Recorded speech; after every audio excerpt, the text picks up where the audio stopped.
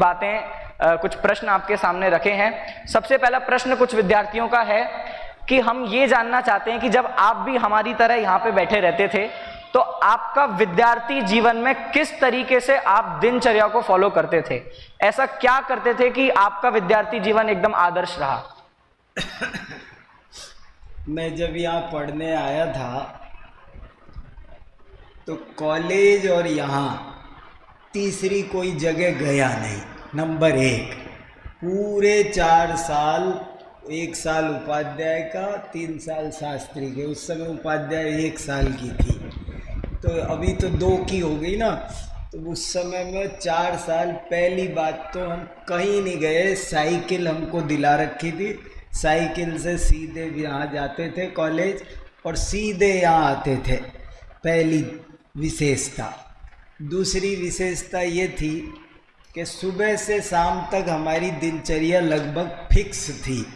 जैसे सुबह उठते ही हम इस सीमंदर जिनालय में जो प्रार्थना पूजा पाठ करने आते थे, वो मुझे आज भी सुनहरे पल के रूप में याद है। क्योंकि हम यहाँ सुबह केवल प्रार्थना नहीं करते थे, हम पाठ भी करते थे। द्रव्य संग्रह का पाठ करते। मुझे द्रव्य संग्रह पूरी तभी की याद है। यहाँ पाठ करते थे, वो पाठ हमको अपने आप या कोई न कोई ग्रंथ का पाठ भी हम करते थे। इसके बाद में हमारी जो यहाँ प्रवचन वगैरह पूजा सब काम जैसे करते थे हम सब अच्छे से।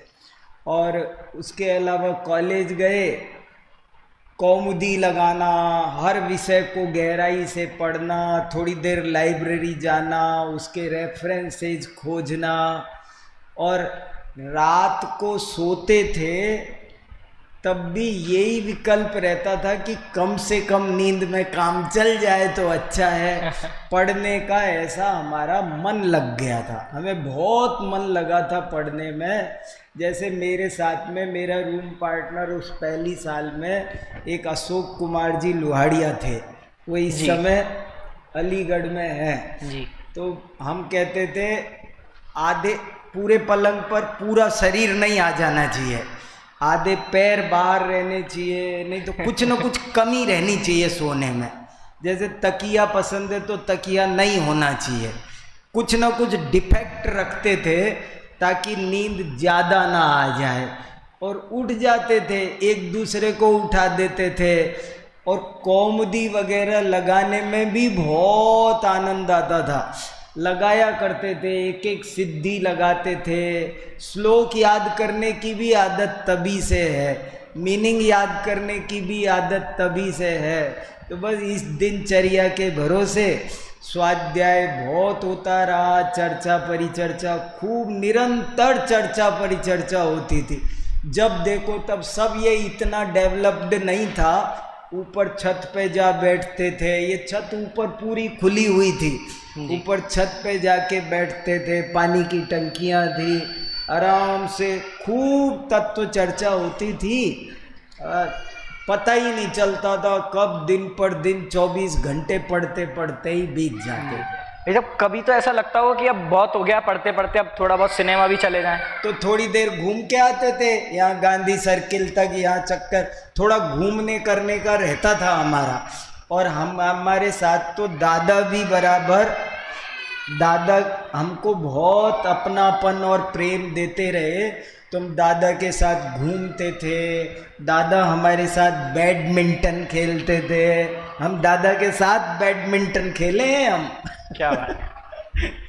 तो यहाँ पर बैडमिंटन होती थी, थोड़ी देर हम खेलते थे, थोड़ी देर घूमते थे, बस इतने में ही हम फ्रेश हो जाते थे, फिर पढ़ने लग जाते थे। तो कभी तो ऐसा लगता हो कि अब बहुत हो गए संस्कृत श्लोक पढ़ते पढ़ते, अब तो थोड़ा आधुनिक संगीत सुना जाए। नहीं भैया, ऐसा तो कभी भी नहीं लगा। केवल सब्जेक्ट भर चेंज कर देते थे और फ्रेश हो जाते थे। एक बार जोरदार तालियां इस बात पे बननी चाहिए, किस तरीके से एकदम पूरा अध्ययन के प्रति समर्पित, मतलब उनका घूमना भी अध्ययन के लिए होता था और उनका खाना पीना सोना भी उनका अध्ययन के लिए होता था। मतलब सोने में भी कुछ कमी रहनी चाहिए जिससे हम अध्ययन का समय अपना बढ़ा सकें। तभी हम आज देख पा रहे हैं कि एक श्रेष्ठ विद्यार्थी ही आज विद्वत श्रेष्ठ के रूप में हमारे सामने विराजमान है। कुछ प्रश्न मैं आप लोगों से भी लूंगा, तो जिनके भी प्रश्न हो वो समर्थ जी आपके पास बैठे हैं, उन तक पहुंचा सकते हैं। दूसरा प्रश्न मेरा ये है भाई साहब कि एक जैसे सब लोग विद्वान बनने के लिए अब तैयार हो रहे हैं और सब सोचते हैं कि हमें तो एक दिन डॉक्टर वीर सागर बनना है, तो आप सभी के लिए एक आदर्श के रूप में माने जाते हैं।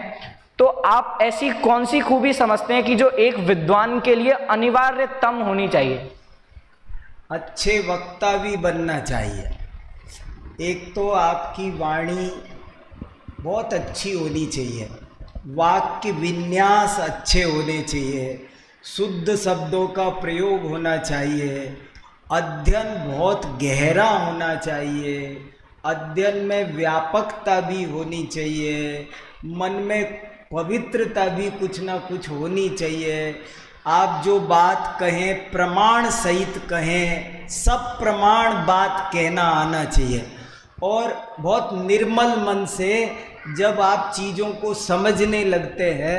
न्याय शास्त्र ने मुझे बहुत लाभ पहुंचाया, न्याय शास्त्र ने मेरी दृष्टि को बहुत निर्मल, व्यापक और बहुत हल्का कर दिया।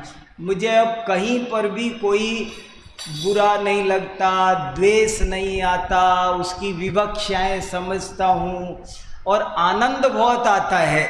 सबसे बड़ी बात, जो चीज़ें यहाँ आने से पहले भी मेरे पास में संस्कृत थी, 9th-10th क्लास में मैं गांव में संस्कृत सब्जेक्ट में ही था, लेकिन तब जो चीज़ें मेरे ऊपर एक बोझा बन कर के थी जी, वो यहाँ आकर वो चीज़ें पता नहीं कब आनंद में परिणत हो गई।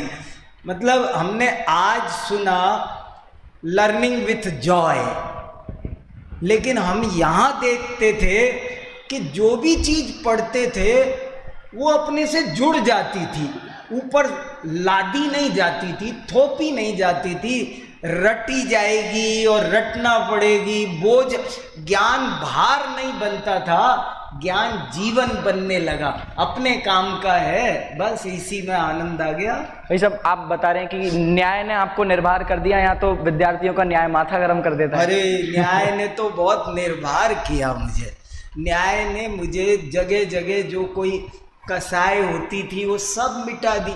अन्य जगह गलत है, ये बात गलत है, ये कैसे सुलझेगी, ऐसा लगता था कभी कभी मुझे कि कभी भी मैं सुलझ नहीं पाऊंगा क्या, ये क्या मामला है। और इतनी जोर से गुत्थी होने के बाद जब मुझे न्याय मिला, जब मुझे अनेकांत स्यादवाद मिला, अभी ये संदेश जी ने हमारे साथ में कम से कम 200 कक्षाएं की होंगी कम से कम, और जो स्यादवाद की कक्षाएं चली हैं उन्होंने तो मुझे कितना वचन अगोचर आनंद दिया है।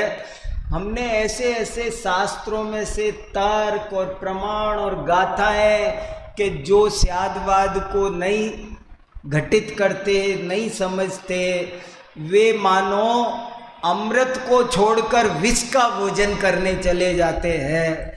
तो इससे हमको बहुत आनंद आया और मैं सुलझ गया, बहुत हल्का हो गया, बहुत निर्भर हो गया, अब तो बहुत आनंद हो गया। इससे हमें ये पहचान लेना चाहिए, हम दिन रात जो न्याय पढ़ रहे हैं हमें ऐसा लगता है कि ये हमें उलझा रहा है, लेकिन आप इस दृष्टि से देखेंगे कि वो हमारे निर्णय की ओर लेके जा रहा है, सत्य मार्ग के निर्णय की ओर इतनी सारी बातें लेके जा रही हैं जो एकदम जीता जागता उदाहरण, जिनका पूरा जीवन ही न्याय में गुजरता है। और आपने खुद ही बताया पिछले 2-2.5 साल से आपकी लगातार व्याख्यान सिर्फ न्याय पर आधारित चल रहे हैं और आप वाकई उन व्याख्यानों को सुनेंगे तो आपको लगेगा कि न्याय भी कितना आनंददायक हो सकता है। और ये भाई साहब की एक अपने आप में खूबी रही है। मेरे ख्याल से शायद ही पहले आप्तमीमांसा आद्योपांत किसी जन सामान्य सभा में पढ़ाई गई होगी। हम आप आप्तमीमांसा पढ़ते हैं, राजवार्तिक जैसा ग्रंथ पढ़ते हैं तो समवाय आदि की चर्चा, बौद्ध मत की चर्चा, सांख्य मत की चर्चा, सब जगह की चर्चा आती है।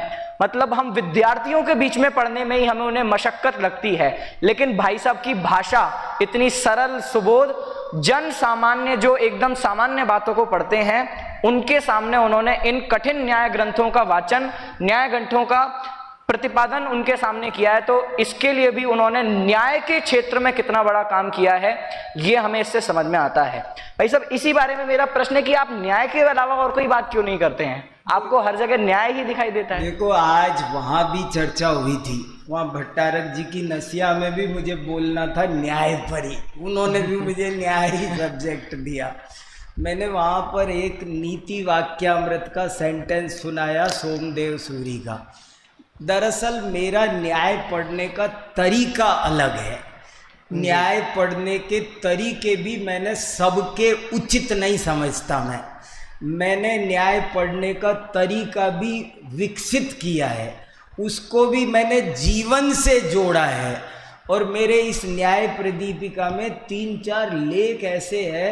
एक लेख है न्याय विद्या की प्रगति कैसे हो जी। उस लेख में मैंने ये लिखा है कि कुछ लोग न्याय पढ़ते हैं पर अध्यात्म नहीं पढ़ते, कुछ अध्यात्म पढ़ते हैं पर न्याय नहीं पढ़ते।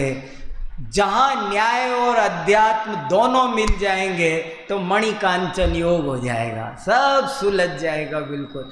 मैं उसको जोड़ कर पढ़ता हूँ। मेरे लिए न्याय अध्यात्म विद्या का पूरक, पोषक, संपोषक है और अद्भुत आनंददायक है, सुलझाता है बहुत। एक प्रश्न और है हाँ। कि कोई व्यक्ति 4, 5, 7, 10 ग्रंथ पढ़ लेता है तो ऐसा लगता है कि कितना सारा ज्ञान हो गया और एकदम ऐसा लगता है कि मैं विद्वान हो गया। हाँ। लेकिन आप बताते कि आपने 300 न्याय ग्रंथों का अध्ययन किया है, कम से कम 1000 ग्रंथ तो आपने पढ़े ही होंगे। हाँ। लेकिन आप में ये बात एकदम विपरीत नजर आती है। प्रधानमंत्री मोदी को भी कोई प्रश्न होता है तो वो आपसे पूछते हैं, अमिताभ बच्चन साहब को भी कोई प्रश्न होता है तो वो आपसे पूछते हैं, लेकिन आपके चेहरे पर, आपकी बातों से कभी कोई अभिमान नजर नहीं आता। इसका क्या कारण? देखो ये वस्तु का स्वरूप है, सबने लिखा है। भर्तृहरि का एक श्लोक है, यदा किंचिज्ञोहम द्विपैव मदांध समभव। ऐसा वस्तु का स्वरूप है। जब शुरुआत होती है, थोड़ा थोड़ा कुछ समझ में आता है, थोड़ा थोड़ा पढ़ने लगते हैं तो ऐसा लगता है बिल्कुल घमंड छाता है कि हमें बहुत। और जब हम अच्छे से पढ़ते हैं, उसमें गोते लगाते हैं, अधजल गगरी छलकत जाए। और जब चीज समझ में आ जाती है, सुलझ जाती है ना, तो फिर ऐसी स्थिति की कोई ज़रूरत नहीं लगती है। और तब ये भी समझ में आता है कि वास्तव में अभी हमको कुछ आता नहीं, बहुत अल्प ज्ञान है।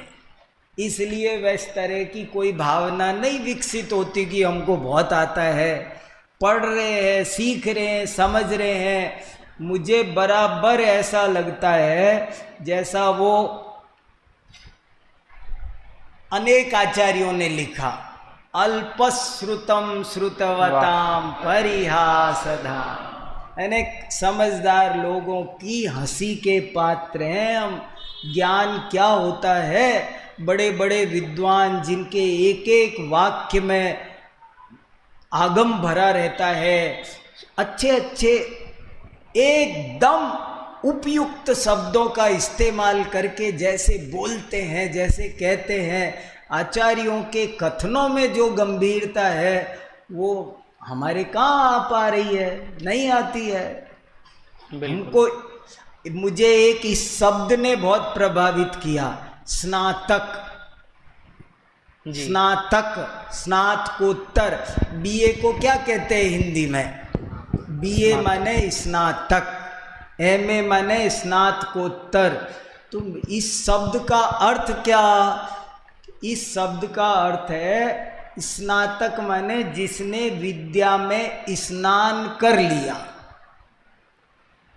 स्नान करना माने जानते हो, स्नान शब्द का भी मीनिंग हम जानते नहीं, आप स्नान करते ही नहीं। आप लोग स्नान करते हो? कुछ नहीं करते, पोछते तोछते हो। स्नान किसे कहते हैं जानते हो? स्नान शब्द का अर्थ क्या? जैसे रोटी पे घी लगाने के दो तरीके हैं। एक तो एक रोटी पे घी लगा देते हैं और दूसरी को ऐसे रगड़ देते हैं, ये लग गया। हमारे यहाँ ऐसे नहीं लगाते, हमारे यहाँ बाटियाँ बनती है। और बाटी कैसे बनती है? भगोने में घी भरा रहता है और बाटी को उसमें डाल देते हैं, घंटे भर बाद निकालते हैं। इसका नाम है स्नान। स्नान बाथरूम में मग्गे से नहीं होता, स्नान नदी में, जलाशय में, सरोवर में डुब्बक डुब्बा होने पर होता है। जो ऊपर तक, आपके ऊपर नीचे आगे पीछे दाएं बाएं जब पानी पानी भरा है तो उसका नाम है स्नान। ऐसे ही जैन दर्शन के स्नातक माने जिसने जैन विद्या में डुब्बक डुब्बा जी हो लिया। और स्नातकोत्तर, स्नातकोत्तर माने स्नान करने के बाद जिसने बाल बालिए, कपड़े पहन लिए, बटन लगा लिए, तैयार है अब काम पर जाने को, इसका नाम है स्नातकोत्तर। हमारे एक गुरुजी कहते थे कि बोले प्रोफेसर किसको कहे कि जो 24 घंटे कभी भी सुन लो, जिसका हर वाक्य ज्ञान का ही हो, हर वाक्य सूत्र हो, उसे प्रोफेसर कहते हैं। तो ऐसा होता है। बिल्कुल, ये बात तो हमें गहराई से सीखने जैसी है कि इतना सब कुछ होने पर भी आज तक हमने ऐसा नहीं देखा कि भाई साहब ने किसी को अपने आप से बताया हो, कोई ऐसा मैसेज आया हो कि मैं प्रधानमंत्री से मिलके आया हूँ या ऐसा कुछ हुआ है। जबकि इतनी बड़ी बड़ी उपलब्धियाँ गिनाते गिनाते ही पूरे घंटे 2-4 घंटे बीत जाएं, इतनी बड़ी बड़ी उपलब्धियां आपने प्राप्त की हैं। आइए मैं आपके प्रश्नोत्तरों पे बढ़ता हूं। तो सबसे पहले उपाध्याय वरिष्ठ से आयुष जैन का कोई प्रश्न है तो कॉर्डलेस इनको दे दीजिए। एक व्यापकता वाले मुद्दे पर थोड़ा विशेष ध्यान देना। मुझे व्यापकता ने मेरे जीवन को बदला जी। मैं भी शुरू में यही समझता था कि जैन दर्शन में भी धर्म अध्यात्म की बातें ही जैन धर्म है, लेकिन बाद में मुझे समझ में आया कि जीवन का कोई ऐसा विषय नहीं है जिस पर जैन आचार्यों ने प्रकाश न डाला हो।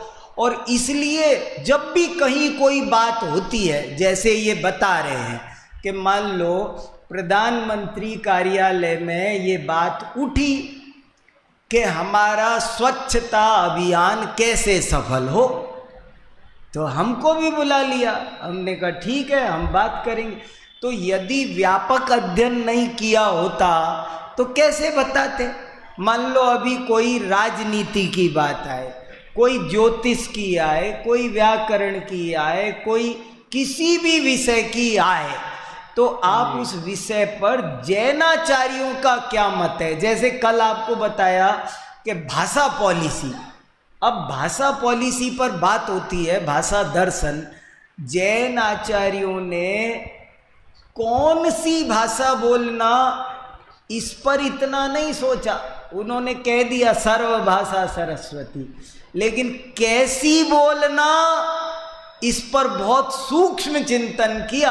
आप सब्जी काटो नहीं बोल सकते, माने कैसी बोलने पर तो उन्होंने हितकर हो, मितकर हो, प्रिय हो, ऐसी हो, वैसी, कैसी हो इस पर बहुत बोला।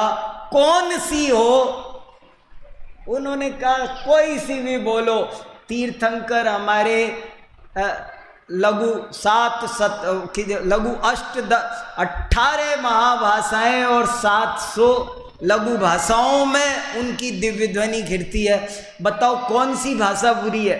मेरा चित्त निर्मल हो गया। ये अब बताओ ये कितना बड़ा मुद्दा है मुझे सुलझने के लिए जी। मुझे सुलझाने के लिए। ये पहले मैं भी ये सोचता था, मैंने बड़े बड़े विद्वानों को ऐसे हंसी उड़ाते देखा, अंग्रेजी कोई भाषा है, BUT बट, PUT पुट, ये कोई भाषा है भाई। मैं भी सोचा कि ये क्या मामला है भाई, हम भी थोड़े थोड़े ये क्या। बाद में समझ में आया किसी भी भाषा की निंदा करना ये सरस्वती का अपमान है। को भाषा कौन बुरी होती है? संसार की कोई भी भाषा बुरी नहीं होती।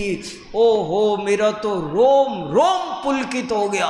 संसार की कोई भाषा बुरी नहीं होती। गजब हो गया, गजब हो गया। चित्ते बिल्कुल आंदोलित हो गया, सुलझ गया कि कैसी होनी चाहिए, इस पर ध्यान दो।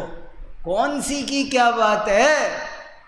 चलो हाँ। ये जो सूत्र आदरणीय भाई साहब बारंबार दे रहे हैं, ये सूत्र हम सबको लिख लेने चाहिए। जैसे बताया व्यापकता, आप देखेंगे उन्होंने जैन संगीत, जैन ज्योतिष, पर्यावरण, जो सोच भी नहीं सकते, ऐसा लगता है ये तो नेताओं के भाषण देने की चीज है या किसी संगीतकारों की चीज है, लेकिन ये सब इतना व्यापक जैन दर्शन है। ये इस तरीके से अध्ययन हमें करना चाहिए। ये प्रेरणा, दुनिया के टॉप मोस्ट, भारत के टॉप मोस्ट संगीत विशेषज्ञ 20 बिठा दो, एक सेमिनार करवा दो, मैं उनके बीच बैठ जाऊंगा, बात कर लूंगा जी। क्यों? हमें पता है, हमने पढ़ा है। 10 ज्योतिषी बिठा दो टॉप के, सर्वोत्कृष्ट, और उनके बीच हम बात कर लेंगे। 10 पुराण वाले बिठा दो, 10 ग्रामर वाले, व्याकरण वाले बिठा दो, क्योंकि वो सब देखे हैं। कल मैंने कहा था ना 10 लाख ग्रंथ गिनाता हूं। आज मेरे को राकेश जी भाई साहब ने कहा गिनाओ, आप गिना ही नहीं सकते। मैंने कहा अच्छा मैं गिनाता हूँ, कागज पेन लो, शुरू करो लिखना। वो हाँ हो गए बहुत देर लगी हमारे। अब मैंने कहा मैं गिनाता हूँ, लिखे जाओ, तुम चिंता ही मत करो। किताब लेता हूँ, थोड़ा यहाँ बैठो। भाई साहब को आज लिखवा दिया सारे, मैंने कहा लिख लो। मैंने कहा एक कम हो ना तो समझ लेना मैं हार गया। एक कम नहीं करूँगा, ज़्यादा करूँगा जी। भाई हम तो यही कर सकते हैं ना, प्रमाण। तो प्रमाण सहित बोलो। जब गहरा अध्ययन करोगे, सब प्रमाण करोगे। मैंने उनको सूची दे दी। एक पार्श्वनाथ विद्यापीठ से एक किताब निकली है, जैन साहित्य का वृहद इतिहास, 7 भागों में है और इतना मोटा है, और उसमें किताबों के, जैन ग्रंथों के नाम ही नाम है। इतनी किताबें। ये रही लो किताबें, लिखो आप कितनी किताबें हैं। हर रचना एक रचना है, छोटी बड़ी से प्रश्न नहीं है। महावीराष्टक स्तोत्र भी एक ग्रंथ है, इष्टोपदेश भी एक ग्रंथ है, बनारसी विलास में 47 ग्रंथ हैं। जी हाँ हाँ, हाँ बोलो बोलो आयुष भैया। जयजिन भाई साहब, हाँ आपके अनेक लेख हैं, उन लेखों का हमने अध्ययन किया है, जिसमें से एक लेख है भक्तामर महान क्यों। वाह। इस लेख का मैंने आपका प्रवचन जब हुआ था तब भी सुना था। तो आपने जो भक्तामर के बारे में अनेक भ्रमणाएं, जो 48 ताले के विषय में जो कहानी लोग बनाते हैं, लेकिन आपने जो अनेक प्रमाण के आधार से, राजा भोज वगैरह के आधार से जो आपने बताई हैं, उन बातों को लोगों को हम बताएं तो वो उनको सच नहीं मानते। तो ऐसे मतलब क्या प्रमाण थे कि भक्तामर के बारे में उनकी जो भ्रमणा है वो मिटे।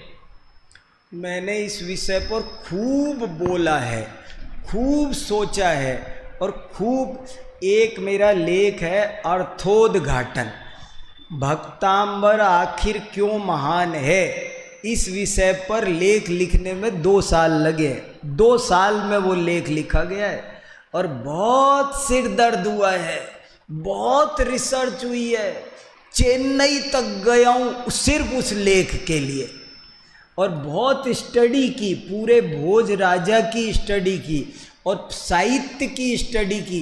एक कथा साहित्य क्या होता है, कैसे कथा साहित्य लिखा जाता है, साहित्य शास्त्र का ज्ञान करना बहुत जरूरी है।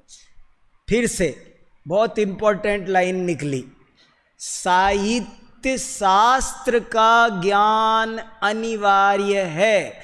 जिसे साहित्य शास्त्र का ज्ञान नहीं है वो साहित्य नहीं पढ़ सकता, नहीं समझ सकता। साहित्य लिखा कैसे जाता है, बनता कैसे है साहित्य, वो जानना जरूरी है। साहित्य की बनने की प्रक्रिया हमको पता नहीं है, इसलिए हम बहुत परेशान होते हैं।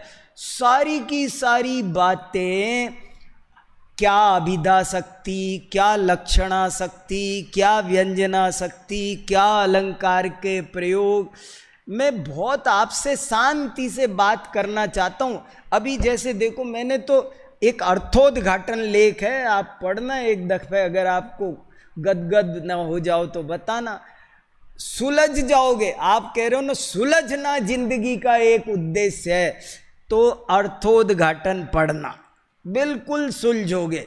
स्यादवाद के 3-4 लेख पढ़ना, जैन विद्या की व्यापकता पढ़ना, और ये अर्थोद्घाटन साहित्य शास्त्र के ज्ञान की आवश्यकता, ऐसे भी एक लेख है। एक लेख है अलंकार 300 लेख तो कम से कम है मेरे, 300 की तो अभी किताबें बना दी, ऊपर ही हो जाएंगे। और बहुत सारे तो अधूरे ऐसे हैं ना, इसलिए रुके पड़े हो। देखो, मैं आपसे बहुत अच्छे से, आप लोग अपने मन से छाती पर हाथ धर के शास्त्र आगम के आधार से विचार करो। सीता जी की अग्नि परीक्षा, अब जरा सोचो तो सही कि क्या राम जैसा मर्यादा पुरुषोत्तम, भारतीय संस्कृति का सर्वोच्च आदर्श, भारतीय संस्कृति का सर्वोच्च आदर्श, क्या किसी महिला को ये कह सकता है कि तू अग्नि कुंड में कूद जा? कह सकता है? आग तो आग है, उसने वो छोड़ दो कि वो पानी का सरोवर हो गया, तुमने तो कुदवाई दिया ना, तुमने कोई कसर छोड़ी? अगर तुमने उसे कुदवा दिया तो मैं उसे भारतीय संस्कृति का सर्वोच्च आदर्श रह नहीं सकता था वो आदमी। और वो सारे के सारे देखने वाले जो भी थे वे क्या सब पापी थे? एक महिला अग्नि के कुंड में कूद जा, मजाक समझ रखा है? अच्छा चलो, कदाचित समझ लो उन्होंने कह दिया, मान लो राम ने ही कह दिया कि तू अग्नि के कुंड में कूद, तो मैं आपसे एक बात पूछता हूं, सीता की जगह खड़े हो, मान लो मैं सीता हूं, कोई सम्यक दृष्टि आग में कूद जाएगा किसी के कहने से? क्या कोई सम्यक दृष्टि, ये आत्महत्या करना नहीं है ये, क्या कोई सम्यक दृष्टि आग में कूद जाएगा? वो ही तक पहली बात राम नहीं कह सकते मेरे, और अगर राम कह दे तो सीता नहीं कूद सकती। तो क्या है ये मुहावरा है भाई साहब। मेरा एक लेख और है, राम कथा के विशिष्ट प्रयोग, बहुत बढ़िया लेख है, राम कथा के विशिष्ट प्रयोग। उसमें मैंने पूरी रामायण के सब प्रयोगों को समझाया है कि वो कैसे कैसे वे प्रयोग घटित होते हैं। अरे अग्नि परीक्षा तो मुहावरा है, कोई भी कठिन काम हो उससे कठिन जवाब सवाल, कठिन इंटरव्यू हो रहा था उसका, और क्या, बस कठिन इंटरव्यू का नाम था अग्नि परीक्षा, और फिर वो पृथ्वी में समा गई। देखो सुनो, अग्नि परीक्षा ली और फिर क्या हुआ, बोले कमल खिल गया। ये कमल जानते हो क्या है? कमल माने वैराग्य, आपको होश नहीं। कमल शब्द के जितनी जगह साहित्य में आया है 99% कमल शब्द का अर्थ है वैराग्य। कमल माने क्या? जितने भी शास्त्र पढ़ो, जहां जहां कमल आया है ना, आप 2-4% छोड़ देना, कमल माने कमल फूल या कुछ और होगा, पर 96-97% कमल का अर्थ होता है वैराग्य, अनासक्ति, वीतरागता का नाम कमल भारतीय संस्कृति का प्रतीक है। कमल खिल गया माने उसको वैराग्य, अग्नि परीक्षा हुई, फिर रिजल्ट क्या हुआ कि कमल खिल गया, कि कमल खिल गया माने वैराग्य हो गया, वैराग्य हो गया तो फिर क्या हुआ कि वो पृथ्वी में समा गई, पृथ्वी में समा गई, क्या हुआ, पृथ्वीमती माता जी से दीक्षा लेकर जीवन समर्पित कर दिया धर्म ध्यान में, जनता ने कहा वो पृथ्वी में समा गई। सारे के सारे प्रयोग, पूरे के पूरे प्रयोग काव्य शास्त्र के अलावा कुछ नहीं है। सारी कथाएं पूरी की पूरी सोमा सती के हाथ में नाग आया तो हार बन गया, सास ने हार लिया तो नाग बन गया। ये क्या है? ये हार सम्मान का, यश का, कीर्ति का प्रतीक है। नाग मृत्यु का, अपमान का, घातकता का प्रतीक है। आप प्रतीकात्मक शब्दों को नहीं समझे। वो सोमा के हाथ में नाग जाता है तो हार बन जाता, हार बन जाता है माने उसकी कीर्ति को द्विगुणित चौगुणित करने वाला सिद्ध। वही घटना उसको यशस्वी बनाने के काम आ रही है, और वही घटना सास के पक्ष में जाती है तो वो उसको कलंकित करने के काम बनती है। ये इसका मतलब है। सारी की सारी कथाएं समंत भद्राचार्य ने पिंडी फोड़ी, सब लिखा है मैंने, ये सब सारे मीनिंग लिखे हैं सब। आपने बहुत सारों ने जो पढ़ते हैं मुझे, उन्होंने पढ़ लिए होंगे, सुन लिए होंगे। क्या समंत भद्राचार्य ने क्या पिंडी फोड़ी? अरे वो राजा शैव था, कट्टर शैव था, और उसके शिवालय में जाकर समंत भद्राचार्य का रोग ठीक हो गया तो उन्होंने सारी बातें उन्हें जैसी की तैसी बता दी। और समंत भद्र जैसे वाग्मी के लिए, इतने बड़े विद्वान के लिए, इतने बड़े व्यक्तित्व के लिए ये कोई बड़ी बात नहीं थी कि उन्होंने उस राजा को इतनी कुशलता से समझाया कि वो जो कट्टर शैव था उसने शैव की श्रद्धा छोड़ दी और जिनेंद्र की श्रद्धा स्वीकार कर ली। तो दुनिया ने कहा ओ लो जी शिव पिंडी फट गई, दरार आ गए। यहां दरार आई थी श्रद्धा में, श्रद्धा फट गई। और वो चंद्र प्रभु की क्यों? क्योंकि वो चंद्रपुरी में घट रही थी घटना। तो चंद्र सारी पब्लिक ने यही कहा लो जी शिव पिंडी में तो फट गई, वो तो फट गई, वो उसमें दरार डाल, वो समंत भद्र ने शिव पिंडी फोड़ दी जी, वो तो चंदा प्रभु प्रकट हो गए उसमें। तो ऐसे मीनिंग है थोड़ा कथा साहित्य का स्वरूप। ये मेरे काल्पनिक अर्थ नहीं है, ये सब प्रमाण अर्थ हैं ये सारे के सारे जी।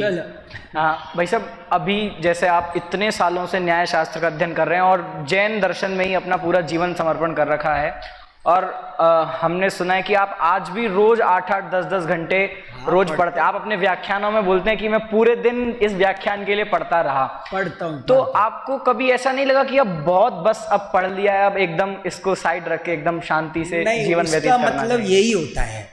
ये अच्छा पूछा। ये कह रहे पढ़ते रहते कि मैं पढ़ने के बाद में जो रुक जाता हूँ और जो चिंतन करता हूँ मैं उसको पढ़ना ही मानता हूँ।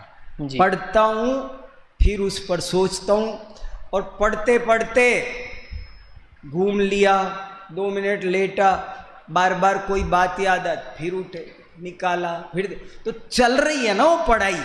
मैंने बीच में जो 10 मिनट ब्रेक भी आया है, तो वो ब्रेक क्या कर रहा है? जैसे मान लो मैं ये किताब पढ़ रहा हूं, अब ये पढ़ा, अब ये जो रुका क्या पढ़ना में है कि नहीं है, बस वैसा ही है। हम भी लगातार वही विषय, दूसरी चीज उपयोग में आती नहीं है और चीजें सब असार भाषित हो गई है, सब समझ में, पता नहीं कहीं भी कोई चीज सारभूत लगती ही नहीं है, तो कोई दिक्कत ही नहीं होती, यही सार लगती है। कल मैं कह रहा था, एक व्यक्ति 40 साल में 100 साल से ज्यादा जी लेता है और एक आदमी 100 साल में 40 भी नहीं जी पाता। क्यों? ये तो जितना टाइम दोगे बेटा उतना है। आप टाइम दे दो, आप रोज 1 घंटा दोगे तो 100 साल में भी 40 का नहीं निकल पाएगा।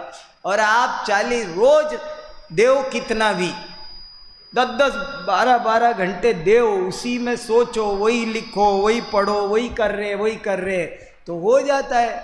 मैंने बताया ना, मेरा एक प्रिय लेख है, विद्यार्थी के सट आवश्यक जी। कोई मेरे से अकेले में भी पूछे ना, मेरे लिए क्या मार्गदर्शन है, 5 साल में 25 साल का फायदा हो जाए, इसका कोई उपाय है आपके पास में? तो मैं कहता हूं विद्यार्थी के सट आवश्यक, अगर 6 आवश्यक वो पाल लिए तो समझ लो 1 साल में 5-5 साल की पढ़ाई होगी, 5 गुना फायदा होना शुरू हो जाएगा। रोज उसको पढ़ो, कंठस्थ करो, याद करो, लिखो, पढ़ाओ, काम करो। एक बात और मैं आपको बताना चाहता हूँ, जैसे रेगुलर जो भाई साहब के लेक्चर चलते हैं, ऑनलाइन लेक्चर चलते हैं, न्याय पे लेक्चर चलते हैं, तो अधिकतर प्रवृत्ति ऐसी होती है कि हम बोलते रहें, लेकिन कभी आप भाई साहब के लेक्चर खोल के देखेंगे तो एकदम नया श्रोता जो आज भी आया है और वो कुछ भी बात बोलता है तो भाई साहब इतनी रुचि से, इतने उत्साह से उसकी बात को सुनते हैं। इससे ये सीखने मिलता है कि उनकी सुनने धैर्य शक्ति कितनी है। मतलब उनका 1 घंटे का लेक्चर वो सिर्फ 35 से 40 मिनट बोलते हैं और 15-20 मिनट, आधा घंटा श्रोताओं को सुनते हैं। और ऐसा नहीं कि सिर्फ उनके प्रश्न आ रहे हैं, उनके मतों को सुनते हैं और एकदम धैर्य से उन सब की अनुमोदना करते हैं और उनका समाधान करते हैं। तो ये धैर्य भी बहुत हम आपसे सीखते हैं। अभी मैं चल रहा हूँ शास्त्री 3य वर्ष से, समर्थ जैन हरदा, वो कुछ पूछ रहे हैं। हेलो भाई साहब, हम सभी का प्रश्न ये है, सभी विद्यार्थियों की तरफ से मैं प्रश्न पूछता हूँ कि अभी जिस स्थिति में हम हैं 3य वर्ष में, मतलब जिस दहलीज पे हम खड़े हैं, उसमें एक सहज प्रश्न उपस्थित होता है कि विद्यार्थी में, इस विद्वान में कितनी योग्यता हो कि जीवन भर आजीविका का उसे कोई विकल्प ना आए। फिर उत्तर स्वरूप आता है कि उसने 5 वर्ष अच्छे से पढ़ाई करी हो, उसने संस्कृत पढ़ी, उसने जैन दर्शन पढ़ा, उसने इंग्लिश पढ़ा, ठीक है, हमने ये भी कर लिया। उसके बाद फिर हमारी जॉब लग जाती है और हम किसी स्तर पे जाके रुक जाते हैं, पर हम स्वाध्याय से दूर हो जाते हैं। जैसे आप जिस स्थिति में हैं, वो जैन दर्शन आचार्य हैं और प्रोफेसर हैं, उसी फील्ड में हैं, पर जो संस्कृत का है या जो इंग्लिश का लेक्चरर है, प्रोफेसर है, उसको डेली जैन दर्शन पढ़ना की रुचि तो है पर समय नहीं है। तो कैसे ये स्वाध्याय को निरंतर आगे रख सके? देखो, बहुत अच्छा सवाल है। 2 बात है। एक तो ये कि शिक्षा के ही क्षेत्र में है वो, भले जैन दर्शन की में नहीं है, आपने कहा वो इंग्लिश में है, मैं कहता हूँ चाहे वो फिजिक्स पढ़ा रहा है, चाहे वो कॉमर्स पढ़ा रहा है। मैंने एक लेख और लिखा है, जैन इकोनॉमिक्स एक जैन इकोनॉमिक्स लेख लिखा है। मैं ये कह रहा है, अगर वो शिक्षा के क्षेत्र में है ना, तो चाहे वो कुछ भी पढ़ा रहा हो, वो जैन दर्शन पढ़ सकता है, पढ़ा सकता है। मैंने ये बात बहुत अच्छी तरह समझ गया हूँ कि संसार का हर विषय जैन दर्शन है, हर विषय, चाहे वो बॉटनी का प्रोफेसर है, चाहे वो फिजिक्स का है। अजमेर यूनिवर्सिटी में इकोनॉमिक्स के लेक्चरर थे, उनके लिए मैंने वो लेख लिखा था और उन्होंने बाद में उस लेख को पढ़ने के बाद में जैन इकोनॉमिक्स पर पीएचडी करी। जैन मैथमेटिक्स, आप जो पढ़ो, जो चीज पढ़ोगे ना, उसमें जैनाचार्यों के विचार आते हैं। हर विद्या का पर्यवसान इसी जिन अध्यात्म में होता है, पक्के में पक्का होता है। तो एक तो ये बात है। तो शिक्षा में हो जब तो कोई दिक्कत ही नहीं है, वो 24 घंटे पढ़ता लिखता रह सकता है। यदि उसको आजीविका की वजह से कोई दूसरा भी काम करना पड़े तो हमारे यहाँ बहुत उदाहरण है। शिक्षा हम खुद भी सोचा करते थे ऐसे कि मान लो ये तो मिल गई हमको ये आजीविका, ये नहीं मिली होती तो भी हमने खूब सोचा था, चाहे व्यापारी बनेंगे चाहे कुछ बनेंगे, तो भी हमारा अपना दृष्टिकोण था। पंडित टोडरमल जी नहीं थे, आजीविका अपनी नहीं करते थे, लेकिन उसके बावजूद वे कितने गहन अध्येता थे। हमको हमारी आजीविका करना तो आना ही चाहिए। बहुत चुटकियों का काम है, जरा सी बुद्धि का काम है। जैन लोग तो बेसिकली व्यापारी है और ढेर लगा दे, धन का अंबार लगा दे। कहो जितना ढेर लगा दूं मैं, कहो तो बोलो आज, लेकिन कुछ नहीं है इसमें। मैं बहुत बड़ा व्यापार करके बता सकता हूं, मैं कर चुका हूं। मैं छोटा सा था तब से व्यापार करता हूं। मैं 5वीं क्लास का था तब से व्यापार किया है मैंने। कभी भी घर से तब से ही लेना बंद कर दिया था, मैंने कुछ नहीं लेता था। और मैंने मेरे विद्यार्थियों से व्यापार करा है। अभी भोपाल में एक प्रोफेसर हैं प्रताप शास्त्री, वो मेरे विद्यार्थी हैं। और वो जब आए थे तो मैंने कहा कि कैसे काम करोगे तुम। मैंने उनसे अखबार बंटवाए मेरी कॉलोनी में। उनके चलो सुबह उठते हैं अखबार बेच के आते, साइकिल पे चढ़ करके अखबार बेचे, पैसे आए। कमाना भी चाहिए और आराम से कमाया जा सकता है और थोड़े में बहुत कमाया जा सकता है। वो चतुराई होनी चाहिए, वो कला होनी चाहिए। कोई बड़ी बात नहीं है इसमें, सब हो सकता है। हमारे सब करते रहे, कौन नहीं करता था? सदा सुखदास जी नहीं करते थे क्या काम?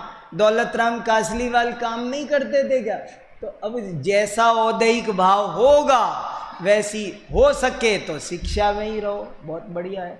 नहीं रह सके तो औदैहिक भाव के अनुसार कोई न कोई आजीविका का इंतजाम छोटा मोटा थोड़े दिन तो करना ही पड़ेगा।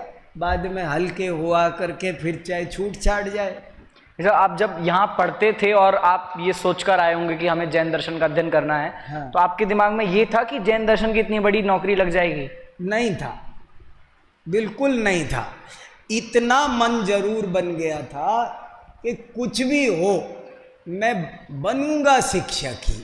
और ये तनख्वाह वनख्वाह तब नहीं मिलती थी, बहुत कम तनख्वाह, शिक्षकों की बहुत कम तनख्वाह होती थी। लेकिन इतनी इच्छा एक बन गई थी कि चाहे मैं यहाँ एक साकेत कॉलोनी में एक शिशु भारती पब्लिक स्कूल है, उसमें मैं नर्सरी क्लास को पढ़ाता था, मैं टीचर बना था। मैं मुझे 200 रुपया महीना मिलता था, 1 महीने के 200 रुपये पढ़ता था। टीचर तो बनने का मन था कि अपन तो टीचर रहेंगे तो ज़्यादा अच्छा है, नहीं होगा तो फिर चाहे। मुझे ये विश्वास तो था कि व्यापार तो कहो जो व्यापार मैं कर सकता हूँ, मैं आज भी कर सकता हूँ, कोई बड़ी बात जी। चलिए समय तो बहुत हो रहा है, लेकिन मैं अंतिम मुद्दे पर मैं लेके चल रहा हूँ। भाई साहब ने ग्रंथों का अध्ययन करके, ना सिर्फ ग्रंथों का अध्ययन करके, उसको अपने हृदय में उतार के इतना कॉन्फिडेंस डेवलप किया है कि वो अपने नाम के आगे क्या लगाते हैं? क्या लगाते हैं? जरा जोर से बोलो। स्यादवादी। कई बार भाई साहब व्याख्यानों में कहते हैं कि कोई वीर सागर नहीं, वो सब कायर सागर हैं। यदि स्यादवादी है तो ही वीर सागर है। मुझसे कहते हैं कि कोई संदेश नहीं है। संदेश कौन? जो स्यादवाद पूर्वक सम्यक देश हो वही संदेश है, बाकी सब मिथ्या देश हैं। और सबके नामों पे घटा के दिखा सकते हैं कि सम्यकता, वीरता, यदि कोई भी सकारात्मक गुण है वो एकमात्र स्यादवाद से आ सकते हैं।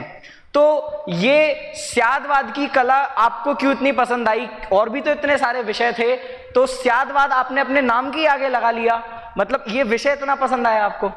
देखो, जैन दर्शन का प्राण क्या, सब आचार्यों ने स्यादवाद पे आके रुकते थे। तो मैं सोचता था ये है क्या मामला।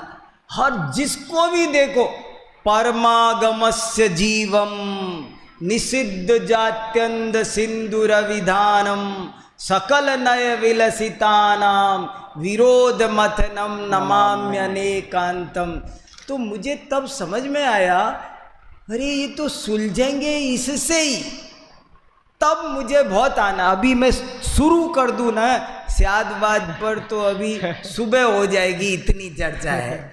और मैंने ऐसे बोला है कि जितने भी कंपटीशन के ये कार्यक्रम होते हैं ना, कौन बनेगा करोड़पति और यूपीएससी की, इसमें जितने भी प्रश्न हैं, लाखों करोड़ों, ट्रू एंड फॉल्स के क्वेश्चन नहीं आते, यस और नो में जिनका आंसर देना है, यस और नो में, ऐसे प्रश्न होते हैं जिनका यस में या नो में उत्तर दो।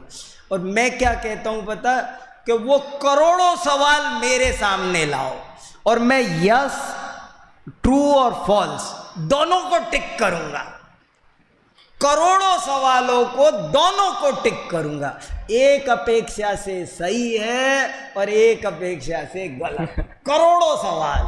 तो उस दिन तो माथा सुलझ गया, अरे मैंने कहा ये है। तो इसलिए स्यादवाद ने तो, हमारे एक और प्रोफेसर थे ब्राह्मण विद्वान, वो जैन दर्शन की पोस्ट पर लगे, जैन दर्शन पढ़ा, और जब स्यादवाद पढ़ा ना, तो एक दिन उनसे किसी अपने साथी ने कहा, आपको ये नास्तिकों का धर्म पढ़ करके कैसा लगा? नौकरी के चक्कर में वहाँ चले तो गए, पर ये पढ़ के क्या लगा? तो मेरे सामने की घटना है, उन्होंने उनसे कहा, सही उत्तर दूं तो विश्वास करोगे? बोले हाँ सही उत्तर दो। तो उन्होंने कहा कि ये जैन दर्शन की विद्या मेरे लिए कल्प वृक्ष सिद्ध हुई, कल्प वृक्ष। बोले मुझे जैन दर्शन में जो स्यादवाद का सिद्धांत मिला है, उससे मुझे लगता है मैंने विश्व की विद्याएं पढ़ ली है, विश्व विद्याओं का विद्वान बन गया मैं। तो ये स्यादवाद में ताकत है, एक बार पढ़ोगे समझोगे तो बहुत आनंद आएगा। एक मैं थोड़ा सा व्याकरण पर, शब्द पर बहुत जोर देता हूँ। मेरा ऐसा मानना है, शब्द ब्रह्मणि निष्णातः परम ब्रह्मादि गच्छति। जो शब्द ब्रह्म को जानता है वही परब्रह्म को जानता है। मुझे शब्दों के प्रामाणिक अर्थ बहुत पसंद है। एक भी दिन नहीं जाता जब मैं डिक्शनरी नहीं देखता हूँ। मेरे पास घर पर 100 डिक्शनरियाँ होंगी, अभी भी डिक्शनरी जरूर चाहिए, वो कुछ हो चाहे नहीं हो।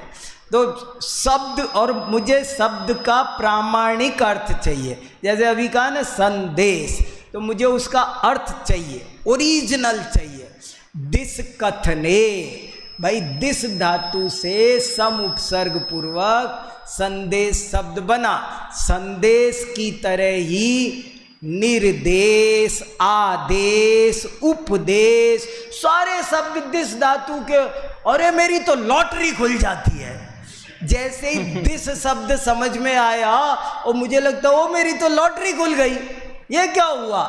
अब जितने भी दिस शब्द से बनने वाले कम से कम 1 लाख शब्द होंगे, और मुझे ऐसे झटके में समझ में आ जाते हैं।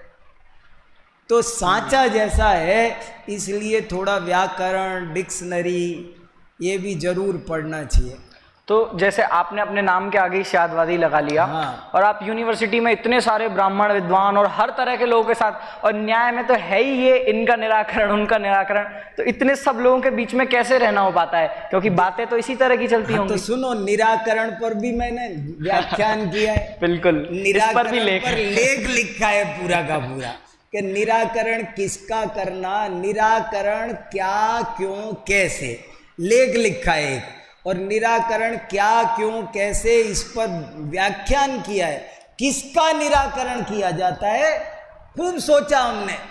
जैन आचार्यों का उत्तर बताऊं?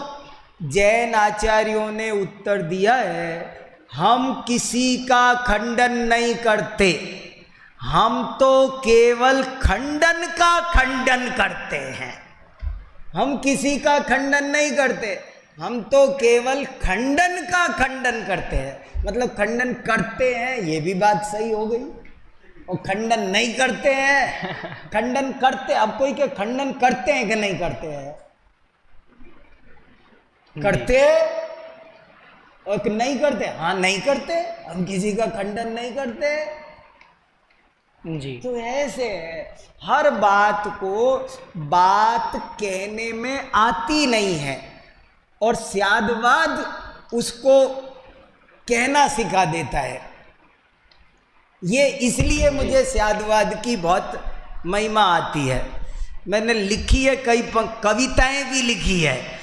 वस्तु जटिल है वचन अगोचर, गुण अनंत धारण करती, उसको कैसे कहें बताएं, भाषाएं दुर्बल रहती, किंतु जय हो स्यादवाद की, उसे बताता दिखलाता, श्रुत ज्ञानी को केवल ज्ञानी, बना परम सुख दे देता। कविता लिखी है पूरी की पूरी।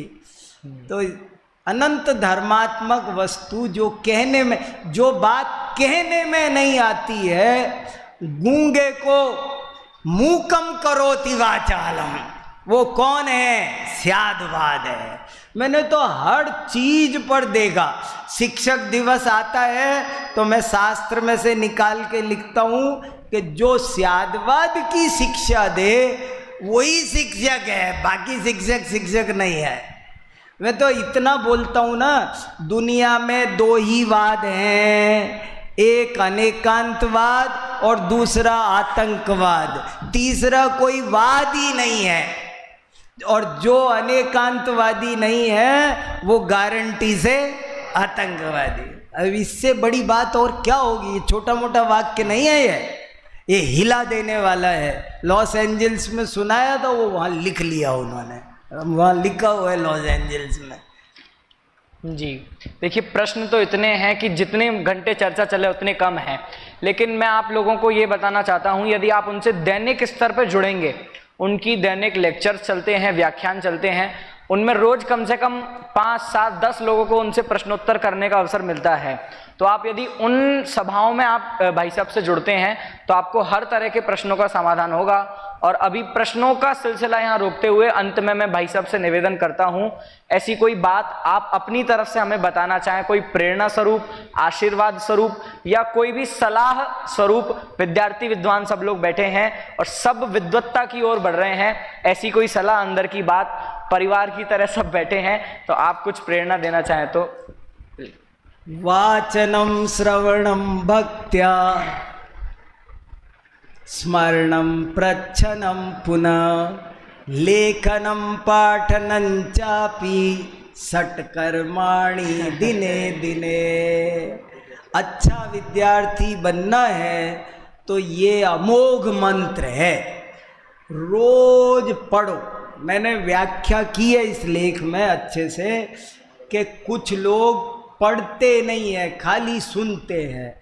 आपको आद्योपांत एक आदर्श वाचक भी बनना है, आपको एक आदर्श श्रोता भी बनना है, और रोज कुछ ना कुछ कंठस्थ भी करना है, और कुछ ना कुछ पूछना भी है।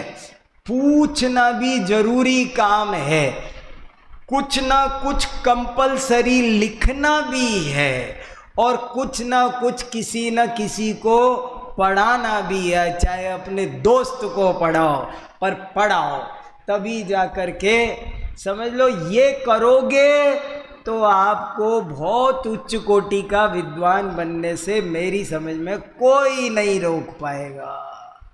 यही खास है। बहुत बहुत धन्यवाद आदरणीय भाई साहब का। एक बार जोरदार तालियों के माध्यम से हम उनका बहुत बहुत धन्यवाद करते हैं। हमारे लिए उन्होंने समय निकालकर इतना लंबा समय और इतनी सारी प्रेरणाएं हमें दी। हम सभी विद्यार्थियों की तरफ से महाविद्यालय की ओर से बहुत बहुत धन्यवाद करते हैं। अभी महाविद्यालय के अधीक्षक आदरणीय अमन जी।